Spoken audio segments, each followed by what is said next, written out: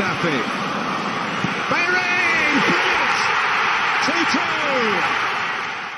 Hector Bellerin, Hector Bellerin. All right, it's Arsenal at an impasse. Welcome, ladies and gentlemen, to the latest edition of Saved by the Bellerin, the Arsenal football videocast here on the Sports Talkline Network.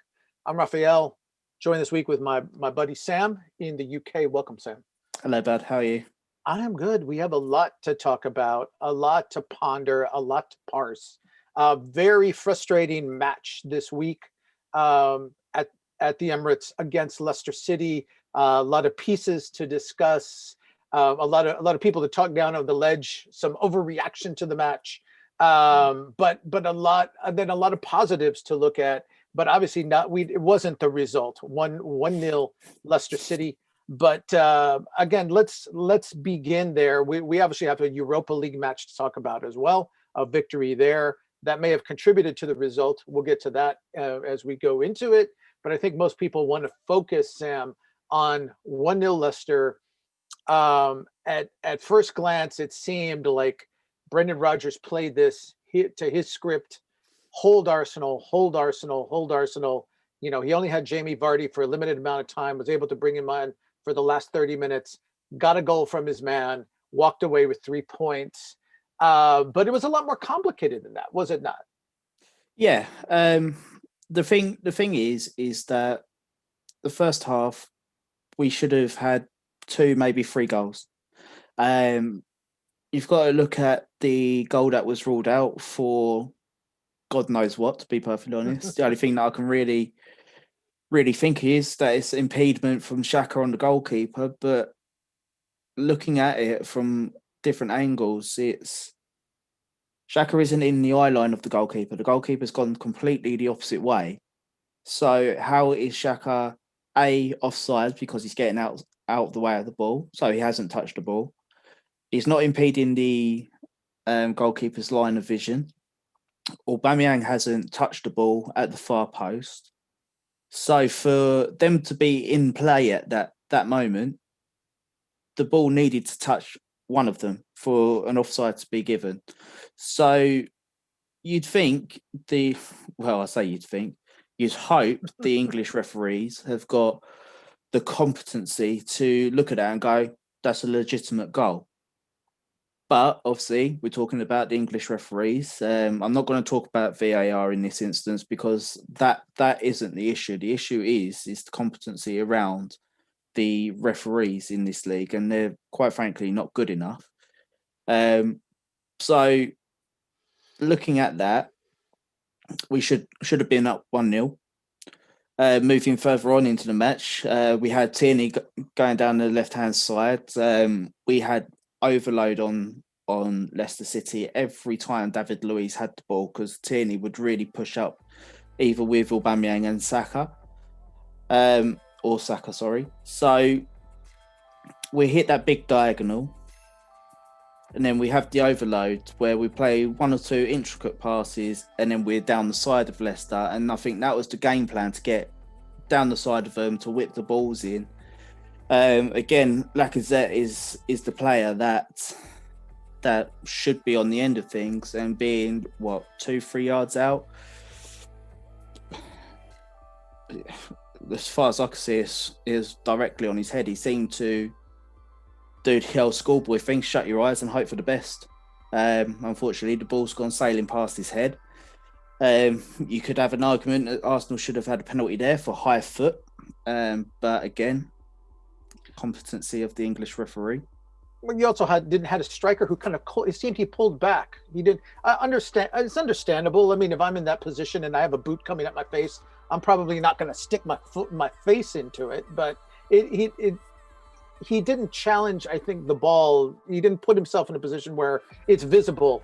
But again, you're risking your face. I can't really fault him for that. But let's talk about that overload, because that was noticeable. Because a lot of things worked in those first 15, 20 minutes. And that was one of them. Kieran Tierney was just lobbing these sumptuous crosses from the left flank. He gave Abba one where I think Abba got under it and lifted it over the bar. And then, as you said, there was that cross to Lacazette, but there was at least one other one. they were peppering the goal. At some point I looked up, I remember it was about 10, 12 minutes in, I thought they've created more corner kicks from their attack in those first 15 minutes they probably had in the two matches prior. They were doing what they wanted to do. Yeah, it seemed that the game plan had worked because without Jamie Vardy, the defence didn't have to drop. So we was really suffocating Leicester, where we had essentially our widest players tucking in. We had our wing backs being the widest players. So we really suffocated Leicester and trying to make that opportunity by going down the sides. It was the game plan that was working. Second half, not so much, unfortunately, due to injuries, which seems to be the case with most of our game plans going down the toilet. But you've got to look at Arsenal in that first half and think you've got to be putting your chances away, because I think we had 11 chances in that first half, and you've got to bury one or at least two of them, because you know that Leicester have got Vardy on the bench, and we saw what happened. He come off the bench, got them the goal, got them the 3 points, where realistically you've got to think Arsenal should have had the 3 points in that game. It should have been sewn up by half time, in my opinion. There's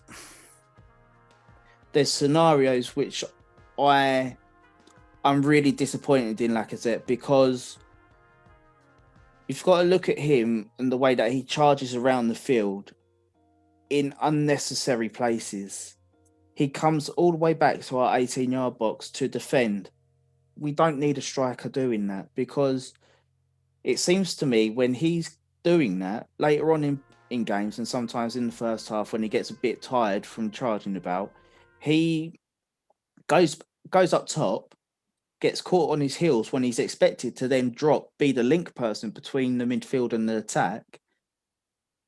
He's on his haunches, and either the ball comes into him and it bounces off him, or whoever's playing the ball into him has to turn away and try and find an alternative route, because he's just not offering. And at the moment, Lacazette, I don't know what Lacazette is, because he's not clinical enough. He's not one that's going to burst in behind the back line. If he comes deep, 9 times out of 10, the defence will allow him to, because he'll get swallowed up by either a defensive midfielder, a secondary midfielder, or a centre-back will just step up with him. So I'm a bit unsure as to what he is at the moment. And to be perfectly honest with you, I would put him on an extended period on the bench. All right, let's talk about the change. Let's at the beginning of the match, because we talked, we were moaning coming in the previous match that when they went to Man City, Arteta stayed with the 3-4-3, and it looked like that formation had run its course. I think as you and Ryan were saying last week, they matched up with him, 3 at the back. They took care to put their, I think it was Ryan saying, their fastest fullbacks on, or center backs on our 2 wingers, kind of snuffed out the long ball. And then we were kind of stuck. And then we didn't have numbers in the midfield. Well, they did that this time. 4-3-3 comes out with that. We had Partey, Ceballos, Xhaka in the middle. Let's talk about what worked about that, because as we said, a lot more chances, a lot more control, a lot more forward. Let's start with Thomas Partey. He and Xhaka were interplaying in the center, Xhaka in the back, and then sometimes Partey would come down. But it was really refreshing to see a midfielder who could get the ball, turn with the confidence to just hold a count, and then if he needed to beat a man on the dribble, but always looking for an incisive long pass forward, not to the sides, not to the back, but forward. And that really sparked Arsenal in that first half of the first half. Yeah, absolutely. And this is what our strikers strikers and forwards need to realise now. If Partey's on the ball, he's not going to be looking to go side to side. He wants to go forward into them. They need to get themselves into half spaces, pockets, a lot earlier than what they're doing. Because again, they're being on the back foot and reacting then to the pass, but they should be anticipating where that should be. Now, obviously, this is his first full start for us in the league. That's going to take time. That's going to happen on the training pitch. So when Arteta goes through his instructions, there will be game scenarios where they'll work on that, and that will come over time. It's something that needs to happen quite quickly if we're going to be going down that route. But 4-3-3 was extremely positive in the way that we wanted to play, and you could see the positives that we done, because in the first half we really had all the control.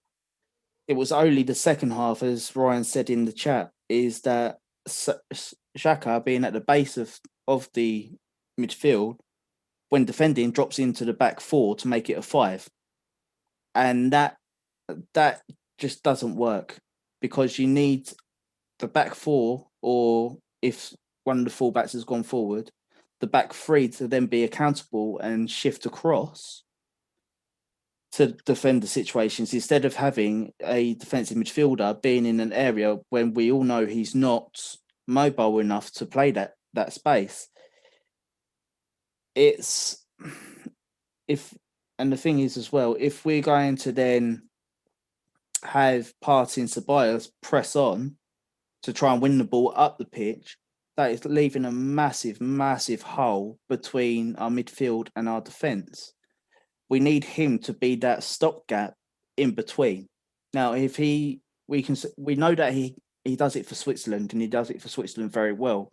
Obviously, I know the standard of teams that they play is not up to the standard of the Premier League, but he knows what he needs to do there, albeit if it was an instruction from Arteta for him to drop back, or whether he done that of his own accord, something needs to change there. Let's talk about the other compliment to Partey, Danny Ceballos, because we kept talking, we keep expecting this is the guy who could press forward. We know he can make that, like Partey, make an incisive pass. We saw that in the City match where he set Lacazette free a couple of times through the middle. I kept watching to see how he was coordinating, and I was a little surprised. He seemed to play, he was drifting wide. He was almost playing on the touchlines almost all the time. And there were long periods of the match where he was kind of invisible in the middle of the park. And I kept in Arsenal, a certain part like bogged down after they didn't get that goal. And he seemed to he became invisible. And is this simply a matter of them trying to figure each other out? That this is only their first match together in a midfield three, that they need more time? Or did Ceballos have a bad game? What was lacking there? It seemed that anyway, that's my opinion. I don't know if you feel the same way, but it seemed he was not connecting with his partners there. Yeah, I think the reason for him drifting wide is to try, especially in the first half, was trying to stretch out that midfield of Leicester, to allow Partey to drift through the lines, to allow Lacazette to come back and drift in pockets. But realistically, if you're going to be playing this formation, you need to play them in a V and not have them go out to the touch lines. You need to be in the corridors of the middle of the pitch, so it blocks out passing lanes. So if they were to break out into a wide area, you're already defending that space in a 50-50 environment. So you don't have to be out in that passing lane, because all that's going to happen, if the other team come out, as Leicester did, they went wide and then they had to play a free in the middle where the other two didn't come across quick enough. And they're away, because 9 times out of 10, he's already having to make up the space that he's vacated. So that's a bit, I think it's an instructional error, but moving forward, they just need to be a bit tighter in that middle of the park, in my opinion. And possibly with Danny Ceballos, he needs to go in between the lines a little bit more, just so that when teams are going in and defending, as we saw with Leicester, and they dropped into a back five with three in midfield. There's a scenario where David Luiz had Partey inside of him, and Danny Ceballos was just a little bit too far over. So if he took two, maybe three steps to the right of him, the ball could have been played into Thomas Partey and then instantly behind the midfield three to Danny Ceballos. And if he was on the half turn there, he would have had 3 or 4 different options to then play the ball. Unfortunately, that didn't. We went backwards. It seems as well that in tight scenarios, I don't know what's going on at the moment, but in tight scenarios, we're a bit afraid to fizz that ball into our players' feet for them to try and use some trickery to get out of that space. But our passing sometimes is too pedestrian. All right, let's move forward, because another puzzling aspect of this match. If you saw Mikel Arteta's comments midweek, he answered fans' cry to put Aubameyang central, and he kind of chided us and said, "Well, I know you guys want him central, but you see how good he is on the left. He creates space. He's very good coming in from that side."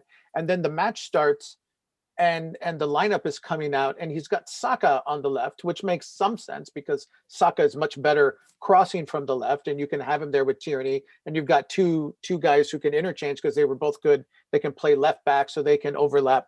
But that meant he didn't put Aubameyang central. He put Aubameyang on the right in a place where he'd never been. So after telling us, I want to play him where he plays best, he played him where he'd never been. Let's talk about A, what that did for him, and B, there's no Nico Pepe out there either. Yeah. Raf, we've had this conversation many a time, me, you and Ryan.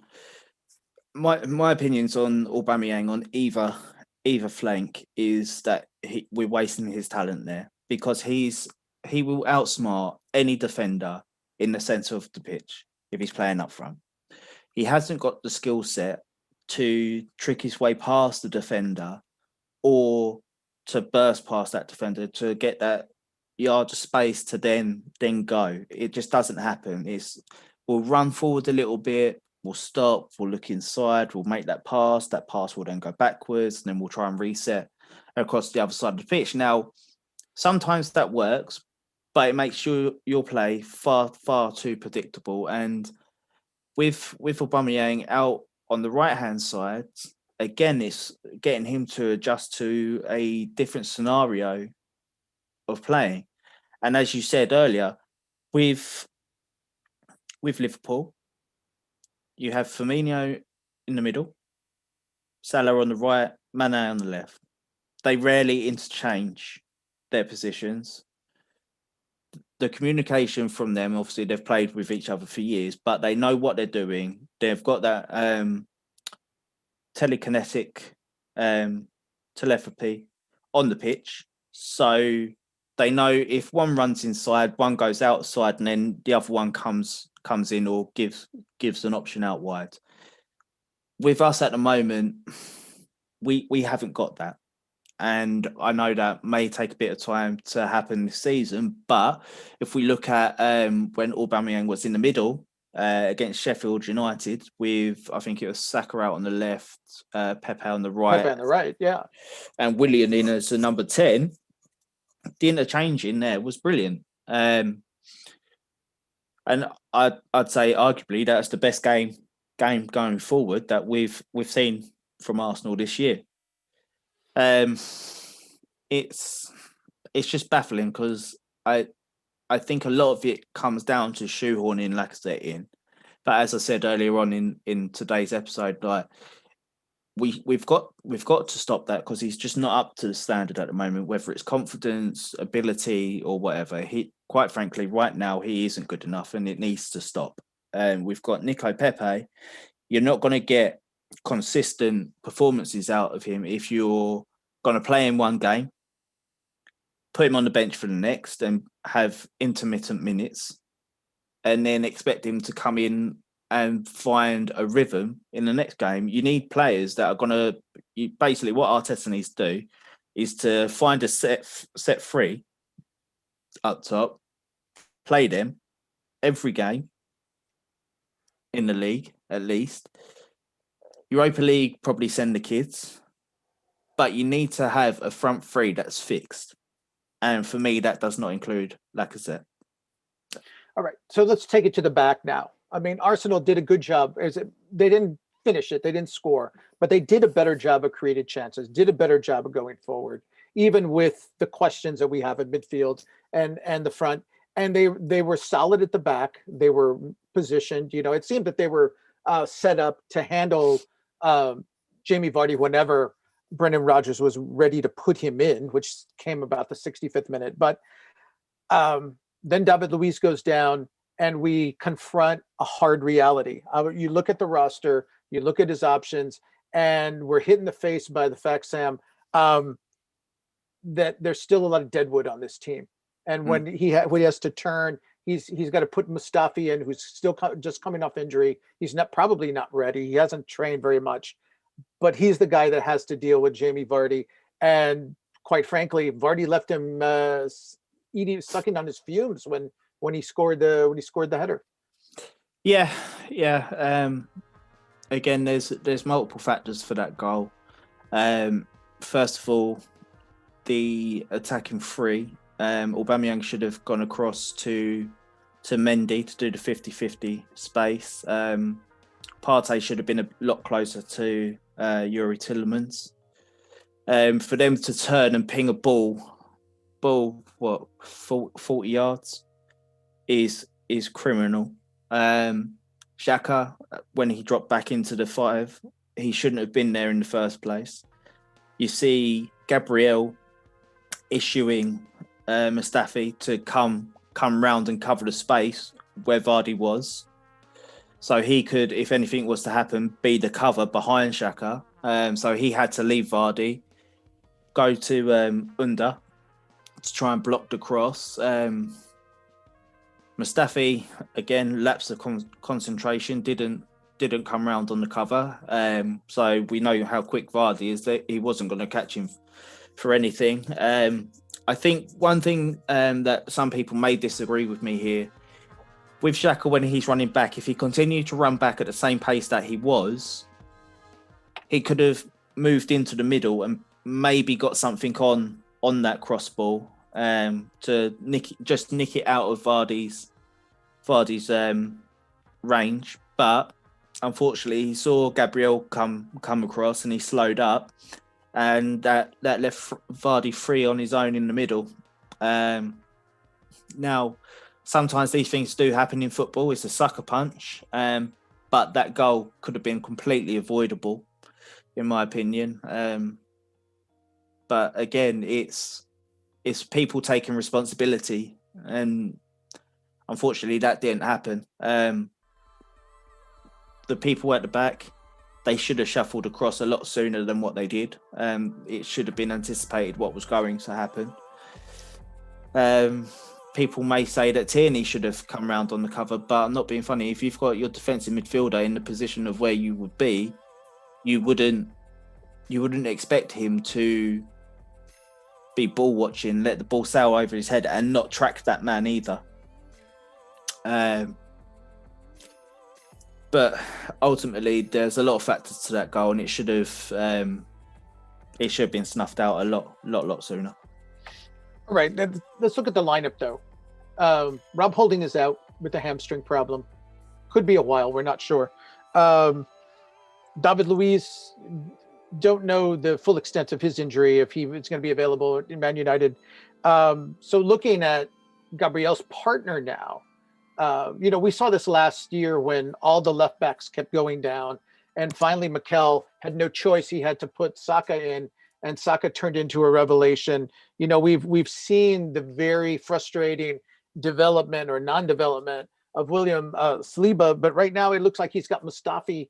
Is fate kind of pushing Mikel into that another Saka situation where he might have to just put the youngster in and say, okay, let's see what you got? Yeah, I think so. I'm not being funny. We've got to be cautious with Saliba because obviously he's adapting to a new league. He's adapting to new teammates. He's lost his mother at the age of 19. That will hit anybody hard. He's learning Arteta's systems. For me, I know how critical fans can be and how quickly fans can turn on a player. And I just want to be a bit cautious with him because obviously you don't want to destroy his confidence because we've seen him at St Etienne. He's marked Mbappe out of games. He's been dominant over there. Everybody that you speak to around William Saliba from France speak in a glowing term. Having said that, I would much rather have a young player in there making a mistake than an experienced Mustafi who's openly said that he's leaving at the end of the season. So for me, I would potentially risk putting Saliba in there. But if something did go wrong, you have to remind fans that he's young. He has personal situations going on at the moment. But I think chucking him in against Manchester United, that'll do him and his confidence a world of good. And obviously, communication in the back line, maybe not so much with Bellerin, but with Gabriel, both French speaking, they'll know exactly in tandem what each other's doing through communication. And if you look at a lot of our training videos, Gabriel and Saliba work in defensive drills very closely, and in game scenarios, it seems to be Saliba and Gabriel on the same time, multiple weeks. All right, let's quickly talk about the Europa League match. Cough up at the back, they fall behind. Rapid Vienna. But I want to focus on the lineup. A lot stronger starting lineup than we might have expected. We were talking about a lot of kids. Mikel he put in a lot of veterans. He brought in a lot of veterans. It seemed like he almost saw it as this is another chance to build cohesion. And obviously that helped him when he fell behind because they had the strength. They were able to score 2 goals very quickly and get the result. But that's on a Thursday. That's on the road. Did that possibly have an effect on them? When they didn't get the lead against Leicester, that they really seemed to bog down from like minute 25 to maybe like minute 80. It just seemed like they went out for that quick kill, and when it didn't happen, like they seemed tired. Yeah, very surprised at the lineup for Rapid Vienna. I thought that we would have personally seen Reece Nelson or Emil Smith-Rowe in the lineup, Joe Willock as well. But ultimately, I think Arteta wants to get a quick 3 points on the board. Probably the same in the next 2 games will happen as well. So get 9 points on the board. Maybe then you can start resting players for the other 3 games. I think that we've got to be quite wary. I know Mikel keeps saying that we've got a big squad. Yes, we have got a big squad, but the quality of our squad is in our first 11, first 13 players. And if we're going to start rotating them in Premier League games, we need to be quite careful because I think that might get found out. But being positive on it, again, it's a win. It's 3 points. It built momentum. Was it good football? Was it promising football to watch? Not really. But positive of it was it's 3 points. It's minutes in the legs for some players that need that cohesion with their teammates in game situations. So it works. It's just a case now of what do we do moving forward in the Europa League games, because games now are coming thick and fast, and then you're going to have to be factoring in cup games will start cropping up soon as well. So we need to really think about who plays when. All right, and they have a match obviously coming up this Thursday, but with the 3 points dropped against Leicester, we have to prioritize. I would think everybody in the organization prioritize Man United, not just because had they won, they would have been in the top four. They would have been 1 point off the top.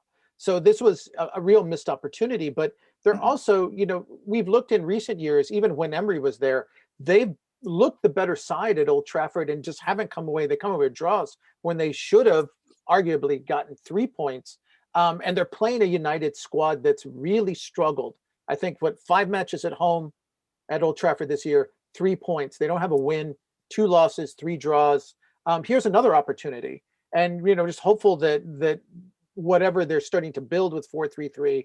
What are you looking for this time? Is this where Mikel finally kind of settles down a little bit? He said, "This is my formation, and these are going to be my people." Is this the week we would? I think we all know what we want to see, but is this the week we see it? My heart wants to say yes, but my head is saying no.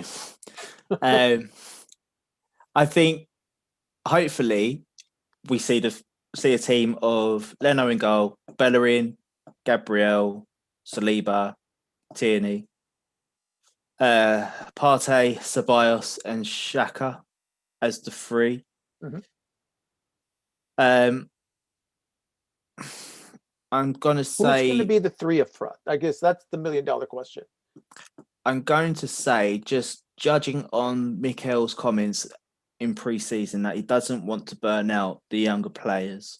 So I'm going to go Willian on the left, Alba central, Pepe right. And that would probably be satisfactory if Willian is up to it. And again, that would let Willian interchange in the center, as you said, and we saw that in their last win. They need somebody in the center of the park who can really create in a way. I mean, as you said, like I said, it's not that person. He drops back, but he's not that person. Willian can be that person.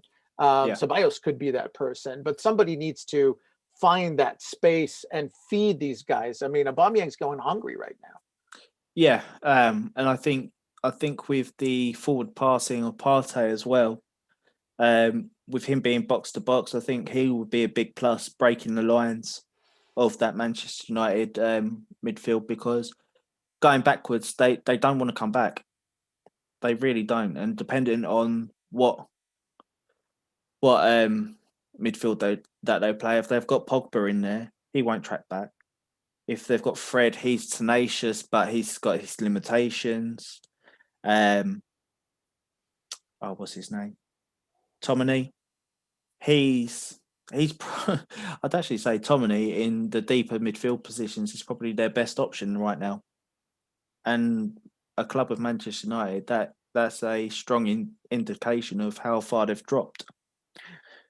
And they seem to be a team on eggshells. I mean, I watched a lot of their match against Chelsea, and it's a team that knows it's got problems. It's given up goals. Their central defense is fragile. It's almost, they didn't want to get hit by Chelsea on the counter, and so we know their game is going forward. They have real strength in attack, and it seemed like they were playing with a break on. Like they just and they seem like a team that's ripe for attack. Far more than and what Mikel is in this new formation. Would he engage them in that way? I'd like to think so, because obviously we know Mikel's a master in analytics. He knows their strengths, he knows their weaknesses. Obviously, he would have analysed the matches at Old Trafford during the week. I think honestly we need to lure them onto us a little bit and then really hit them on the counter attack, because I'm not being funny, they're not the quickest at the back. If we can get someone like Pepe and Aubameyang in around Harry Maguire, I see him getting sent off, because he's not in the right headspace to be playing top tier football, and that's been evident this season. He got away with an NFL level tackle in the box in the match this week. So you think that after all those photos and the VAR replays went out, or just the replays went out, that the referees would be looking, the linesmen would be looking for that this week. Yeah, and I You think hope anyway. with well, yeah, hopefully we'll come back to the constancy discussion. But I think with Maguire, his head's still in where was he? Mykonos, I think it was. Greece, yes. Yeah. So I think he's still back there. But if you've got the trickery in around him with Pepe, the direct running of Aubameyang in behind, the guy's head's just gonna be in a spin. And if we can really get Manchester United's centre backs off tilt, then we'll be laughing. Obviously, we can beat their fullbacks because they're, again, not the best, but they're ones that will make mistakes if you press them, and if you cut their passing channels off, they seem to have brain farts. So yeah, I'd definitely get at Manchester United. Okay, 100%. rapid questions. You and I will go. Will Pepe start this week? Yes. Okay. Will Saliba start this week? Yes. Oh, okay. I'm looking forward to that one. Scoreline. I'm going to jump in and say there.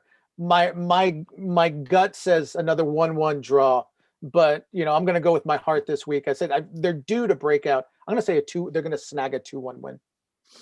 I'm going to go one better and go 3-0. Wow. Okay. You got a lot more optimism than I, but we're both talking about a win here. We want to thank you for joining us on this kind of cold edition. It's cold here in the US. It's cold in England now. It's cold everywhere. But hopefully the Arsenal heats up and puts smiles back on our faces. That's what Mikel said he was going to do. Or actually, that's what Freddie said he was going to do. That's what Mikel ended up doing. He started us early. I think we all have to take a deep breath after this match and realize it's not linear. It's not always going to be linear. And maybe this is where they hop back on track. Critical match. The loser of this match is going to be stuck deep in the middle of the table. Fans are going to be unhappy. I'm hoping it's their fans. And then given their form at Old Trafford, I'm going to be very bullish this week. So again, we want to thank you for joining us on Saved by the Bellerin. Keep coming back. Again, we're continuing on our growth. We've got some features to roll out for you soon. We'll be showing off their Tierney shirt again very, very, very soon and show you how you can win it. We'll hopefully be welcoming Ryan back very shortly. He's got some family issues to deal with. Nothing bad, but sometimes you got to take care of the home. But we were very eager to get him back. So again, for Sam, I'm Raphael, and we want to bid you a good night and go Arsenal.